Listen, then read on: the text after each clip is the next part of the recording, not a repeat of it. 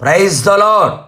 అధిక జ్ఞాన సంపన్నుడైన యేసయ్యకు అధిక మహిమ, ఘనత, ప్రభావములు కలుగునుగాక.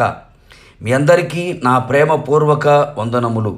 ఈ దినపు యేసయ్య జీవపు మాట. కొరింథీయులకు రాసిన పత్రిక 12వ అధ్యాయము 8వ వాక్య భాగము. ఆత్మ మూలముగా ఆత్మననుసరించిన జ్ఞానవాక్యము. అనుదినము ఆత్మలో ఆనందించుచు ఆత్మీయ యాత్రలో ఆనందముగా కొనసాగుచున్న ఆత్మ సంబంధులారా, కృపావరములు నానా విధములుగా కనబడుచున్నవి. ఇవన్నీ ఆత్మ మూలముగానే కలుగుచున్నవి, అందరి ప్రయోజనము కొరకు నియమించబడి ఉన్నవి. ఈ కృపావరములు మనలో పని చేయని ఎడల మనము నిష్ప్రయోజనమైన వారిగా కనబడెదము.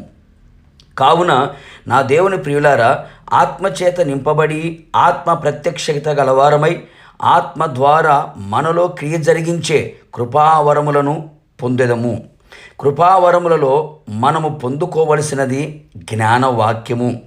ఆత్మ ద్వారా జ్ఞానవాక్యములు పొందుకొనేదము. ఆయన అధిక జ్ఞాన సంపన్నుడు. జ్ఞానము ఆయన యందు గుప్తమై ఉన్నది. యేసయ్య జ్ఞానమందు వర్ధిల్లెను అని వ్రాయబడి ఉన్నది. ఈ ఆత్మీయ యాత్రలో ప్రతి ఆత్మీయుడు ఆత్మ అనుగ్రహించే జ్ఞానవాక్కులు పొందుకొని జ్ఞానవంతులుగా జీవించి కృపావరమును ప్రజ్వలింప చేసేదము. మనం పొందుకోవలసిన జ్ఞానము పుస్తకాల ద్వారా కలిగే జ్ఞానము కాదు, దయ్యముల జ్ఞానము కాదు, లౌకిక జ్ఞానము కాదు, ప్రకృతి జ్ఞానము కానే కాదు. కానీ పైనుండి దిగువచ్చే జ్ఞానమునకు ఆధారముగు ఆత్మను పొందుకొనేదము. జ్ఞానము లేని వారై మనము ఉండకూడదు. జ్ఞానము లేకయే అనేకులు నశించిపోవచ్చున్నారని లేఖనాలు సెలవిస్తున్నాయి.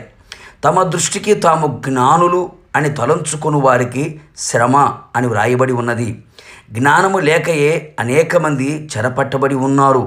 కావున నా దేవుని ప్రియులారా, ఆయన అనంత జ్ఞానియగు దేవుడు గనుక ఆయన యొద్ద మనం మొర్రపెట్టిన ఎడల నిశ్చయముగా ఆయన మనకు జ్ఞానము దయచేయును.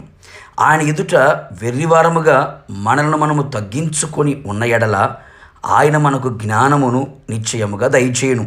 తన్ను అడుగు వారికి జ్ఞానమును ధారాళముగా దయచేయును. ఆయన పాదముల యొద్ద జ్ఞానము కొరకు ప్రార్థించెదము. నిశ్చయముగా ఆయన మనకు శత్రువులను మించిన జ్ఞానమును, విశేషమైన జ్ఞానమును దయచేయును. శత్రువు కార్యములను గ్రహించడానికి, వాని ఆగడాలు అడ్డుకోవడానికి దేవుడు జ్ఞానం ఇచ్చును. కుటుంబములో, సంఘములో, వ్యక్తిగత జీవితములో, నీ పని చేయు స్థలములలో ఎదురయ్యే ప్రతి సమస్యలను చక్కగా పరిష్కరించి కుటుంబము జీవితము కట్టబడే విధముగా ఆయన జ్ఞానము ఆత్మ ద్వారా అనుగ్రహించును.